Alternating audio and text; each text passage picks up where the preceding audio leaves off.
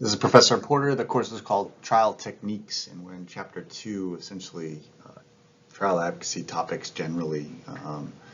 And this one, 2.9, is a subheading that's aligning testimony with exhibits. It's important to think about the two principal forms of evidence that are going to come out at trial. And I think about this from a case presentation standpoint and putting on my case and thinking about my case. I'm going to call witnesses that are going to offer testimony, broad topics of testimony. That's one of the ways that I'm going to prove my case. That's one of the ways I'm going to effectively carry out my trial plan, my case presentation plan. The other one is I'm going to put on exhibits. I'm going to have exhibits that are going to speak to the different parts of my case that I need to prove. And if you think about essentially your organization of your case as an intersection between those two things, the witnesses, the broad topics that they're going to offer, and the exhibits that they're going to sponsor.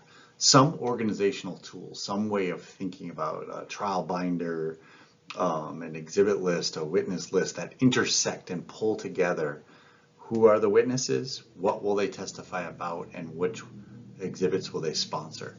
I think about exhibits in a few different ways. I think about exhibits as I need the witnesses that have some personal knowledge of those exhibits that can authenticate them. That's an evidentiary term. That means they're going to speak to the truth of what that is. They're going to talk about what the document is and how it fits into the case, but also what other witnesses might also have personal knowledge that either might be better to use in different ways. I might have one witness that authenticates the document and or puts it into evidence, and I might have a different witness that does something different with that. I might have for instance, I put into evidence a map, then I might have a different witness that says, okay, where were you on that day relative to using this map that's already in evidence, as opposed to the perspective that was offered by the first witness. So I want to seamlessly weave together as an organizational tool my witnesses, the general topics of their testimony, and the exhibits that'll be at issue at trial. I think about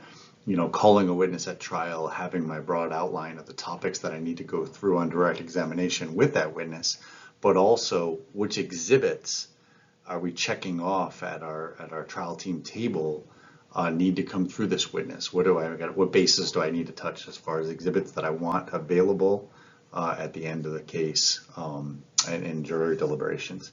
The second way of thinking about testimony relative to exhibits is that they enhance one another. Trial testimony only gets better with the assistance of exhibits, and if I can offer one way, like I might have the teller who was a victim in a bank robbery, I might have that witness talk about what they experienced on that day and go through the very steps of the person coming in, the person approaching their teller station, what was said, what was done, how they reacted, how they felt at the time. They go through essentially the sequence of events that constitutes most of the evidentiary facts and support through their testimony of a bank robbery. Then I might have some photos that show the inside of that bank. I might show the teller station itself, or it might show a reverse perspective from behind the teller station.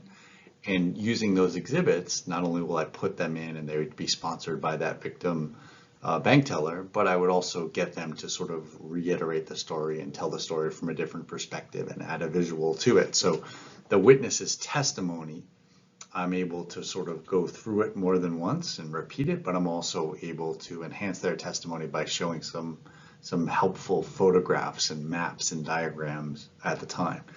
By the same token, the exhibit that's going to make its way back into jury deliberations when the trial testimony does not, the exhibit is made better when accompanied by effective testimony, because when it goes back and it's just a map or just a picture, a photograph of the teller station, now it's modified. Now it's captioned with the testimony of a witness with personal knowledge. So when the jury looks at it, they can say, oh, that's teller station number 3. That's where the victim so-and-so was standing at the time when the bank robber came in.